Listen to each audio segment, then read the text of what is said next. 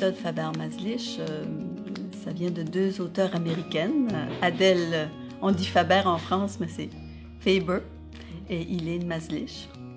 Elles vivent toutes les deux à Long Island. Et puis, elles ont toutes les deux plus de 80 ans. Alors, ils ont arrêté de dire leur âge après 80.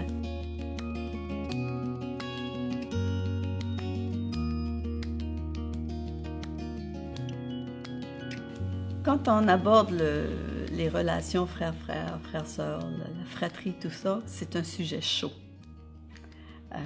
Parce que nécessairement, après les parents, qui a le plus d'influence dans nos vies, puis des fois même plus que nos parents, parce que entre enfants, on passe beaucoup d'heures ensemble, beaucoup de temps ensemble, les frères et sœurs.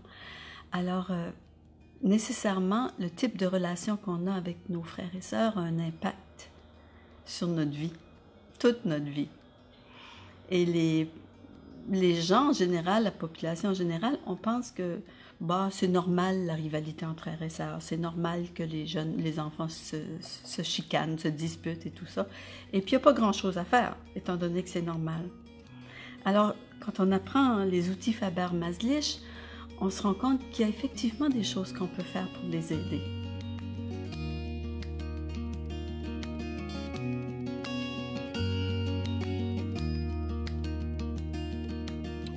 Les ateliers Faber-Maslich ont été conçus pour que ce soit du matériel qui est accessible à tous. Alors, d'ailleurs, les personnes qui animent les ateliers Faber-Maslich, c'est des personnes comme vous et moi qui veulent partager ce qu'ils ont découvert. On n'a pas de formation préalable, on a des outils qui sont bien conçus. Des outils où on est guidé pas à pas dans l'animation de groupe. D'ailleurs, même un groupe de parents pourrait se procurer un guide d'animation en autogéré et puis entre eux, partager ces outils-là. Donc, c'est des outils concrets. C'est pas de la théorie, c'est des outils concrets qu'on peut mettre en application dans le quotidien à tous les jours. Et dans les ateliers, quand on fait des rencontres Faber-Maslich, on y va par thème. Et puis là, au cours de la rencontre, c'est très ludique. On fait des prises de conscience sur qu'est-ce qu'on fait, qu'est-ce qui ne marche pas. Et puis ensuite, on a des outils. Ça nous est présenté sous forme de BD, des bandes dessinées. Chaque habileté est très décrite sous forme de bande dessinée. Et puis là, on se pratique. On fait des jeux de rôle, on fait des exercices, on discute beaucoup, on échange beaucoup sur ce qui se passe dans les maisons. C'est vraiment agréable de pouvoir partager avec d'autres parents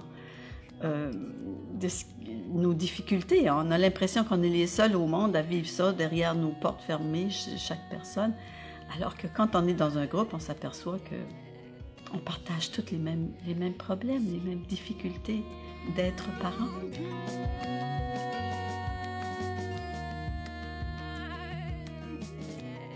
Moi, je suis venue parce que je me penche sur la question grâce à mes 4 enfants qui se chamaillent au quotidien. Donc j'ai lu le livre Frères, sœurs sans rivalité qui m'a beaucoup parlé, beaucoup plu.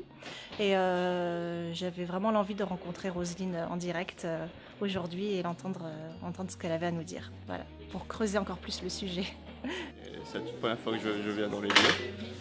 Je sais que ça a l'air d'être un petit café solidaire où on permet justement l'échange social entre les citoyens du quartier. Ça a l'air justement un concept assez intéressant où il y a des bonnes idées qui sont échangées et partagées. Pour avoir fait pas mal de techniques que je ne vais pas citer, de communication non violente, c'est quand même celle qui m'a paru la plus simple, la plus facile à utiliser.